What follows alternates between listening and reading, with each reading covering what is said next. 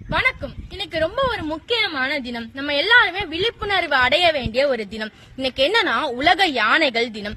உலக யானைகள் தினம், அது யானைகள் தானே அப்படின்னு சொல்லிட்டு நம்ம ரொம்ப எளிமையா விட்டுறக்கூடாது. ஏன்னா ஒரு யானை ஒரு நாளைக்கு சராசரியா 25 கிலோமீட்டர் நடந்து போகுது. அது நடந்து போகும்போது அங்கங்க உள்ள தாவரங்கள், பழங்கள் இது எல்லாத்தையுமே சாப்பிடுது. சாப்பிட்டு அதெல்லாம் பாதி செமிச்சு பாதி செமிக்காம சாணமா மண்ணுல விழுது. அது மண்ணுக்கு உரமா மாறுது. அங்க இருந்து மரங்கள் வளருது. மரங்கள் வளர்றதுனால வனங்கள் பெருகுது. வனம் பெருகிறதுனால நம்மளுக்கு மழை வருது. மழை வர்றதுனால நம்மளுக்கு நீர் இருக்குது. நீர் தான் மனிதனுக்கு அப்ப ரொம்ப முக்கியம். அப்ப மனிதன் உயிர் வாழ்றதுக்கு கண்டிப்பா யானைகள் தேவை.